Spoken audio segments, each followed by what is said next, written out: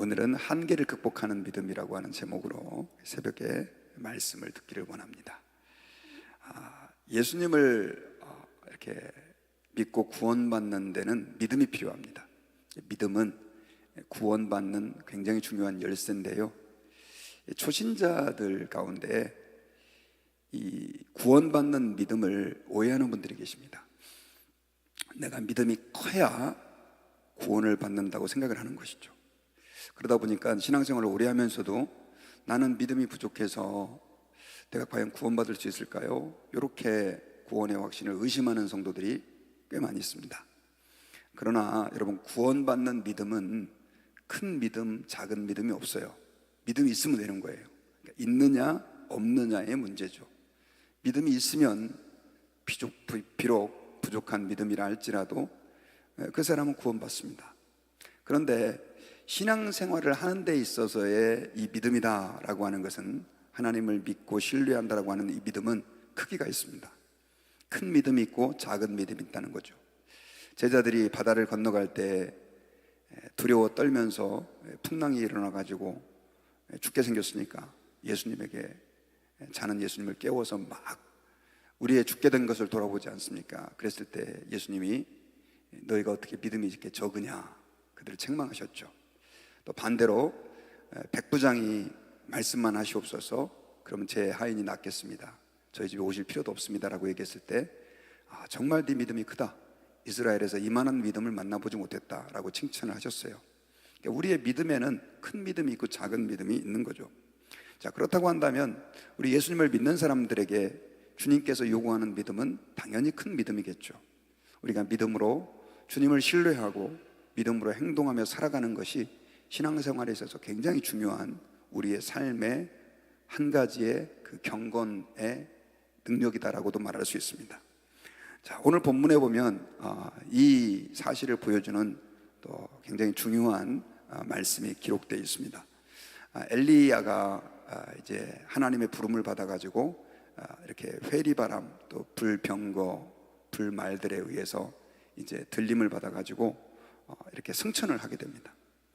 성경에서 유일하게 죽지 않고 승천한 사람이 3명이 나옵니다. 그 정도는 이렇게 외워두시면 좋아요. 당연히 예수님이시고, 또 한 분은 에녹입니다. 그리고 또 한 사람은 바로 이 엘리야인데, 이 엘리야가 그렇게 기적적인 방법으로 이 땅에서 죽지 않고 그렇게 들림을 받아서 하나님 나라로 데려져 갑니다. 자, 오늘 이 본문은 엘리야가 이제 그렇게 하나님에 의해서 들림을 받아 하늘로 올라간 이후에 크게 이 엘리사가, 그것을 따르고 보고 있었던 엘리사가 소리를 지르면서 외치는 장면부터 시작이 됩니다. 뭐라고 얘기를 하냐면, 내 아버지여 내 아버지여 이스라엘의 병거와 그 마병이여 하더니 다시 보이지 아니하는지라. 이에 엘리사가 자기의 옷을 잡아 둘로 찢고. 자, 그렇게 올라가는 그 엘리야를 향해서 엘리사가 마지막으로 외친 말이, 이스라엘의 병거와 그 마병이여, 내 아버지여 내 아버지여 이스라엘의 병거와 그 마병이여 라고 외쳤습니다. 이 말은 어떤 의미냐면, 이 엘리야가 자신의 영적 아버지이며 또 이스라엘의 병거와 마병이라는 얘기는 이스라엘을 지키는 엄청난 중요한 역할을 감당했던 하나님의 사람이었다라고 하는 고백입니다. 병거와 마병이라는 말은 오늘날로 말하면 비행기, 또 탱크, 함선에 해당하는 전략적으로 굉장히 중요한 무기였는데, 그 역할들을 이 엘리야가 감당을 했다라고 말하면서 그의 이 땅에서의 삶에 대한 일종의 칭송 같은 것이 이스라엘의 병거와 마병이여라고 하는 고백 안에 담겨져 있습니다. 자, 그리고 나서 이제 엘리야가 보이지 않게 되자 엘리사가 자기 옷을 잡아 찢습니다. 그리고 엉뚱한 행동을 하는데, 엘리야의 몸에서 떨어진 겉옷을 주워가지고 돌아와 요단 언덕에 서가지고 이걸 가지고 그 겉옷으로 요단강을 치니까 요단강이 둘로 갈라져 버립니다. 자, 요단강이 참 여러 번 갈라지죠. 3번 정도 갈라지죠. 그 여호수아가 법궤를 앞에 짊어지고 건너갈 때 갈라지고, 또 엘리야가 이 요단강을 건너서 이제 하나님 앞에 승천받는 그 장면까지 건너올 때 그랬고, 지금 또 이제 엘리사가 그 요단강을 자기 스승의 옷이었던 겉옷이었던 엘리야의 옷을 가지고 치니까 갈라지게 되죠. 특별히 여러분, 이 엘리사가 자기의 겉옷을 이렇게 찢어버린 것은 어떤 의미가 있냐면 이제 나의 이 옛사람은 없다라고 하는 상징적인 의미도 포함되어 있어요. 그리고 그는 그가 엘리야가 승천하기 전에 요구했던 것처럼 내가 너한테 뭘 주기를 원하느냐라고 얘기했을 때 당신에게 함께 하셨던 성령의 능력에 갑절을 원합니다 라고 했던 그 이제 약속대로 그는 스승의 그 옷을 받아가지고 이제 그 능력을 행사하기 시작하는 거죠. 성령께서 그와 함께 하셔서 그가 그런 기적들을 행할 수 있게 된 것이죠. 그래서 이제 그 엘리야의 겉옷을 대신 입고 그 엘리사가 엘리야의 일을 전수받아 사역을 하게 되는 것입니다. 그렇게 해가지고 이제 그 요단강이 갈라져 가지고 돌아오게 되는데, 이때 그 맞은편, 그 요단강 건너편 여리고 지역에 있었던 그 선지자의 제자들이, 그들은 이 엘리야가 이렇게 승천됐다는 건 알았지만 아마 토네이도 같은 거에 휩쓸려 가지고 그냥 이렇게 하늘로 올라간 것 정도. 그러니까 보통 토네이도가 이렇게 뭘 쓸고 가면 어딘가 떨어뜨려 놓잖아요. 이 엘리야의 다른 선지자의 생도들, 그러니까 제자들은 이 엘리야가 하늘로 승천했다라고 하는 것을 믿지 못하고 이 엘리사에게 이제 하나님의 능력이 임한 걸 알고 그에게 절을 하고 부탁을 합니다. 무슨 요청을 하냐면, 우리한테 정말 엘리야를 사랑했고 또 담대한 50명의 용사들이 있는데 이 사람들 좀 풀어가지고, 분명히 아마 하나님의 성령님이 그를 바람과 함께 데려가서 어딘가에 떨어뜨려 놓은 것 같은데, 그 바람에 의해서 들려 올라가 어딘가에 떨어져 있을 것 같은데 좀 찾아서 장례라도 지내야 되지 않겠습니까? 라고 요구를 해요. 그때 엘리사는 그럴 필요 없다, 하나님이 그를 데려가셨다, 이렇게 얘기를 한 것 같아요. 성경에는 오늘 그렇게 기록되어 있지 않지만 하지 말라고 합니다. 하지만 그 50명의 사람들은 엘리사가 거절하지 못할 정도로 계속해서 강청을 해요. 부탁을 하니까 이 엘리사가 그럼 한번 가서 찾아와라 해가지고, 오늘 본문에 보니까 사흘 동안이나 진짜 이 잡듯이 그 엘리야의 그 몸을 찾기 위해서 다 뒤지죠. 떨어질 만한 곳을 찾아보는데 결국은 발견하지 못하고 이 엘리사가 돌아오는 그들에게 내가 너희들에게 가지 말라고 하지 않았더냐라고 하는 말씀으로 오늘 말씀이 맺어집니다. 자, 제가 오늘 이 본문을 가지고 여러분들과 함께 한계를 극복하는 믿음에 대해서 말씀하고 싶은 건 뭐냐면, 자, 엘리사도 회리바람에 의해서 또 불말과 불병거가 그 두 사람을 가난하고 호위하는 가운데 하늘로 올라가는 걸 봤는데, 한번 여러분 같으면 어떻게 생각이 되겠어요? 저는 텍사스에 와서 토네이도를 직접 본 건 아니고요, 이렇게 좀 많이 경험을 했습니다. 여러 번 경험했고, 그래서 이제 유튜브에서도 그 토네이도에 대해서 좀 찾아봤는데 와, 정말 무섭더라고요. 이렇게 파괴될 뿐 아니라 자동차가 그 바람에 의해서 이렇게 들려 올라가니 말 그대로 바람에 휩싸이면 사람 몇 명 정도는 그냥 아주 쉽게 하늘로 들러 올라갈 수 있죠. 엘리야가 지금 그걸 본 겁니다. 그런데 엘리사가 그걸 본 겁니다. 그런데 이 엘리사는 그 장면을 하나님께서 죽지 아니하고 엘리야를 데려가셨다라고 믿었어요. 그러니까 더 이상 그를 찾을 필요가 없었던 거죠. 하지만 선지자의 그 생도, 다른 생도들은 엘리야에게 제자로서 계속해서 선지자로서의 교육을 받는 사람들이었는데, 그리고 그가 바람에 의해서 들려 올라갔다는 것까지 어떻게 말하면 직접 목격한 사람들도 있었을 것 같아요. 멀리서 있었지만. 그런데 이걸 보고 그들은 그가 하나님 앞에 승천했다라고 하는 사실을 믿지 못한 겁니다. 바람에 의해서 이렇게 쓸려 올라갔으니까 어딘가에 떨어져 있을 것이다 라고 생각한 거죠.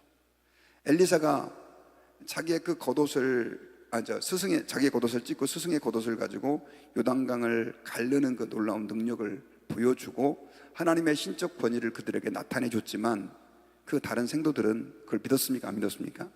안 믿었죠. 못 믿은 거예요. 그래가지고 찾겠다고 그래가지고 결국은 3일을 고생해서 찾았지만 발견하지 못하게 돼요.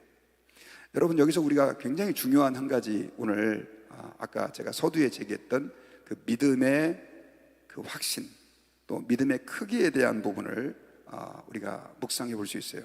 이게 무슨 말이냐면, 믿었던 그 엘리사는 엘리야의 시체를 찾으려고 하지 않았습니다. 하지만 믿지 못했던 그들은 말 그대로 죽을 고생하면서 그 시체들을 한 50명 정도 사람까지 특별히 동원해 가지고 찾았지만 찾지 못한 거죠. 여러분, 우리가 신앙생활을 할 때 있지 않습니까? 사실 이 시체를 찾겠다고 했었던 사람들은 누구냐면 선지자의 생도예요. 일반 대중 시민들도 아니었고 엘리야의 친구들도 아니었습니다. 요즘으로 말하면 신학생들이라는 거죠. 전도사님들이죠. 그런 사람들인데도 불구하고 믿지 못한 거죠. 믿음의 한계가 있었던 것을 우리는 알 수가 있습니다. 그런데 이 모습을 보면 오늘날도 마찬가지예요. 많은 성도들이 신앙생활을 한다고 그러지만 어떤 사람은 하나님의 능력과 그 일하심을 훨씬 더 많이 신뢰하고 그 믿음을 따라 사는 사람이 있는가 하면, 어떤 사람은 교회를 다니면서도 신앙생활을 오래 했음에도 불구하고 여전히 자기 생각과 관념에 갇혀서 하나님의 말씀을 잘 믿지 못하고 그 테두리 안에서 계속해서 머물러 있는 사람이 있어요. 그런 사람은 일단 믿음이 자라질 않습니다. 믿음이 자라질 않고, 또 오늘 그 선지자의 생도들이 3일 동안 그 엘리야의 시체를 찾기 위해 얼마나 시간을 낭비하고 고생을 합니까? 그런 것처럼 믿음 생활을 그렇게 방황하는 사람들이 많이 있다라고 하는 것이죠. 여러분, 우리가 신앙생활할 때 우리는 예수님을 믿는 믿음 자체는 있느냐 없느냐의 차이지만, 그러나 주님을 신뢰하고 따라가는 데 있어서는 큰 믿음이 있고 작은 믿음이 있다는 사실을 기억해야 돼요. 그렇다면 여러분들은 어떤 믿음을 가지고 있습니까? 교회는 오래 다녔지만 내 생각에 딱 갇혀가지고 그 엘리사의 그 주변에 있었던 일반적인 성지 생도처럼 그냥 우리는 합리적인 생각만을 하고 하나님께서 내 생각을 뛰어넘어서 일하실 것이라고 하는 믿음을 과연 우리는 갖고 살아가고 있나요? 이걸 우리가 오늘 이 새벽에 같이 돌아보고 기도했으면 좋겠습니다. 여러분, 예수님은 이 땅에 오셔서, 사람으로 오셔서 십자가에서 죽으시고 부활하시고 승천하셨죠. 교회에서 이게 너무 많이 얘기를 해서 우리는 이게 당연한 것처럼 여겨지지만, 예수님은 죽음을 이기시고 부활하셨습니다. 이 말은 사람들의 상상을 초월하는 행동을 하신 거예요. 엘리야의 승천도 놀랍지만 예수님께서 십자가에서 죽으신 이후에 부활하셨다는 것은 더 기절초풍할 일입니다. 왜냐하면 예수님의 제자들이 그걸 믿었어요, 못 믿었어요? 못 믿었어요. 예수님이 예언까지 했는데도 불구하고 그걸 못 믿었습니다. 그리고 예수님은 40일 동안 제자들에게 부활한 몸을 보이시면서 나중에는 500여 형제가 지켜보는 가운데 승천하시면서 다시 오신다고 약속했어요. 오늘날 크리스찬들 가운데 많은 사람들이 신앙생활을 합리적인 것으로만 생각하는 분들이 계세요. 요즘에는 과학이 발전하고 합리주의라고 하는 것이 많은 사람들을 지배하고 있어서 어떻게 말하면 안 믿는 사람들은 그렇게 생각할 수 있습니다. 하지만 우리의 믿음이다라고 하는 것은 합리적인 것을 뛰어넘는 거예요. 인간적인 계산과 생각으로만 되는 게 아니라는 거죠. 예수님이 그걸 보여주셨어요. 죽음을 이기셨어요. 세상에 어떻게 우리 인간이 죽음을 이깁니까? 불가능한 일이죠. 그런데 예수님은 죽음을 이기시고 부활하심으로 우리 모든 인간에게 있어서 절대적인 세력이었던 그 죽음의 권세에 승리를 선언하셨습니다. 그리고 부활하셔서 승천하시면서 다시 오시겠다고 약속하셨어요. 저는 진짜 그런 분들 봤습니다. 예수님을 믿어요. 그분의 가르침이 너무 훌륭하고 원수를 사랑해야 되고 이웃을 사랑해야 되고 희생해야 되고 십자가의 길을 가야 되고 이런 건 다 인정해요. 좋다는 거죠. 역시 기독교가 최고야. 그런데 예수님이 부활했다? 예수님이 승천하셨다? 예수님이 다시 오신다? 이러면 마음이 불편해지는 거예요. 그게 현실적으로 일어나겠어? 이렇게 생각하는 거죠. 여러분, 우리는 예수 그리스도의 가르침을 따릅니다. 그 말씀에 순종해야 되죠. 하지만 우리의 믿음은 거기까지가 아니라 그분의 죽으심과 부활과 승천과 재림을 믿는 것입니다. 그래서 신앙생활은 어떤 때는 현실을 초월하는 부분들이 너무 많이 있는 것이죠. 그래서 오늘 저도 굉장히 좀 합리적인 사람이라고 제 스스로 이렇게 카테고리를 분류한다고 한다면 분류할 수 있어요. 아마 요즘 시대 자체가 다 그러니까. 그러나 그럼에도 불구하고 기독교는 합리주의만으로 설명할 수 없어요. 우리는 하나님의 역사, 초월적이고 또 기적적인 것들을 믿고 살아가는 사람들입니다. 그런데 우리가 혹시 이 시대의 그 영향으로 인해 가지고 정말 우리의 현실을 초월하는 그 하나님의 능력을 신뢰하지 못하는, 아까 말씀드렸던 일반적으로 합리적인 것들만 생각하는 그 나머지 선지 생도들처럼 그들이 그렇게 엘리야를 따르고 하나님을 따랐던 것처럼 우리도 그렇게 따르고 있지는 않은지, 정말 하나님의 능력을 신뢰하는 엘리사처럼 우리가 하나님을 신뢰하고 있는지 한번 좀 돌아보실 수 있기를 바랍니다.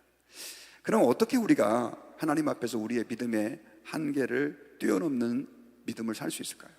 사실 믿음이다라고 하는 것은 어떻게 말하면 내면적이고 또 우리의 생각 안에 있는 부분이다 보니까 잘 몰라요. 어떤 때는 나 자신도 내가 잘 믿고 있는 줄 알아요. 어렸을 때부터 들었고 또 난 예수님의 죽음과 부활과 승천을 믿으니까. 그런데 여러분, 내가 진짜 믿는지 안 믿는지를 알라고 한다면요, 나의 행동을 보면 알아요. 내가 정말 하나님의 말씀을 믿고 믿음의 행동을 하고 있는가. 자, 엘리사는 자기의 스승님이 그 회리바람에 의해서, 불병거와 불말에 의해서 하나님이 데려가셨다는 걸 믿으니까 그는 시체를 찾지 않았어요. 이게 이제 믿음의 행동이죠. 여러분, 우리가 주님의 능력을 믿는다고 한다면 그 믿음은 우리의 행동으로 고백되게 되어 있습니다. 재정적인 영역에서, 자녀를 양육하는 면에서, 내가 비즈니스를 운영하는 면에서, 직장 생활을 하는 면에서. 요즘 젊은이들이 교회를 많이 떠나는 이유를 그 목회데이터 연구소에서 좀 조사를 해봤어요. 왜 젊은이들이 그렇게 교회를 떠나나? 얘들이 어려움을 안 겪어봐서, 편하게 살아서. 근데 그게 이유가 아니고요, 제가 굉장히 놀란 게 그 기존 교회 성도들의 위선적인 신앙 태도 때문이라는 거죠. 목사님, 장로님, 교회 집사님, 권사님들의 위선적인 태도. 그게 무슨 말이냐? 분명히 교회에서는 하나님을 말하고 믿음을 말하는데 현실에서는 믿음으로 안 사는 거죠. 야, 너네 믿음으로 살아야 된다 해놓고 직장, 막상 자녀들한테는 무조건 너네 신앙생활보다도 좋은 대학교에 가야 된다, 좋은 직장 가야지 이 땅에서 너 잘 살 수 있다. 혼란스러운 거죠. 저는 좋은 대학, 좋은 직장 가는 게 하나님 축복이라고 믿어요. 하지만 신앙이 먼저입니까? 그게 먼저입니까? 교회에서는 신앙이 먼저라고 말하는데 삶에서는 그렇게 안 사는 거죠. 그러니까 그런 믿음의 모습을 가정에서 못 보이는 거예요. 직장에서도 마찬가지고. 저는 초신자들한테 그런 얘기를 합니다. 믿음이 자라고 싶습니까? 하나님의 능력을 경험하고 싶습니까? 그러면 지금 이대로 말고 신앙생활에 있어서 도전을 하십시오. 모험을 하십시오. 11조 생활을 안 하셨다면 한번 해보세요. 교회에서 돈 내라 그러는 게 아니라, 저는 11조 생활을 안 하면서 신앙생활을 하다가 11조 생활을 한 적이 있었어요. 너무 힘들었어요. 그런데 그것이 제 신앙이 하나님을 신뢰하는 행동으로 옮겨지는 굉장히 중요한 계기가 됐어요. 새벽 기도를 안 하다가 힘들고 어려운데 새벽 기도를 시작한 거예요. 제가 한국 가서 한번 설교를 할 기회가 있었는데 수요일날 수요 예배 굉장히 많이 나오셨더라고요. 교회가 큰 교회도 아닌데 교인들이 한 70%가 나왔으니까 제가 그분들한테 그랬죠. 새벽 기도 좀 하시라고. 제가 왜 수요 예배까지 나오는 분들에게 그렇게까지 얘기했느냐, 우리 인간들은 늘 제자리에 머물러 있으려고 해요. 그런데 하나님 아버지 앞에서 기도에 열심히 나오지만 또 하나님 앞에 이제 새벽 시간을 들여서 그렇게 더 기도해보고 해봤을 때 사실 힘든 거거든요. 여러분 지금 여기 앉아 계시지만 얼마나 힘듭니까? 또 온라인으로도 새벽에 일어나가지고 먼 데서라 할 수 없이 못 나오셔가지고 예배드리는 분도 계신데, 근데 믿음의 행동을 하는 거죠. 그랬을 때 하나님께서 내게 역사해 주시는 영역들이 있습니다. 그러니까 믿음이라고 하는 것은 행동과 연결되어 있는 거죠. 그러므로 여러분, 저와 여러분들이 하나님 앞에서 내가 혹시나 내 신앙이 너무나 오랜 세월 픽스드, 고정되어 있었다고 느낀다고 한다면 한번 작은 믿음의 행동을 한번 해보세요. 작은 믿음의 행동, 큰 건 아니라 할지라도 그 전에 안 했던 거, 주님 내가 믿음으로 이거 한번 해보겠습니다 하는 것들을 하나씩 하나씩 실천을 하다 보면 그때 우리의 믿음이 조금씩 더 자라가는 것들을 경험하게 될 것이고, 그 믿음의 행동과 동시에 하나님에 대한 신뢰도 더 강해지고 주님에 대한 확신도 저는 커지는 것을 경험하게 될 줄 믿습니다. 저는 말씀의 결론을 맺겠습니다. 오늘 본문에 엘리야가 승천한 이후에 다른 선지자 생도들을 만나가지고 좀 아이러니한 일을 경험합니다. 스승님이 분명히 바람에 의해서 어디 날아갔다 어디 떨어졌을 거니까 우리가 3일 동안 찾아볼 수 있도록 해주십시오. 필요 없다라고 엘리사가 말하는데도 불구하고 그들은 끝까지 우겨서 결국 못 찾죠. 어떤 때는 우리의 신앙의 모습이 그렇게 합리적으로만 늘 내가 해오던 그 방식대로만 되는 경우가 많아요. 여러분, 저와 여러분들이 하나님 앞에서 우리의 앞으로의 남은 신앙 생활 동안 한 가지씩 믿음의 도전을 해서 정말 예수 그리스도를 믿는 믿음을 우리가 다 가지고 있으니까 주님 앞에서 백부장에게 이스라엘 중에서도 이런 큰 믿음을 만나보지 못했다라고 하는 것처럼 우리가 하나님 앞에서 그런 믿음의 칭찬들, 예수 그리스도로부터 정말 네가 큰 믿음을 가졌구나 라고 하는 인정들을 좀 받을 수 있었으면 좋겠습니다. 그런 믿음의 사람을 통해서 주님은 가정을 변화시키시고 직장을 새롭게 하시고 우리 교회를 달라지게 하시고 세상에 하나님의 복음을 우리를 통해서 확장시켜 나가실 것으로 저는 믿습니다. 같이 기도하겠습니다.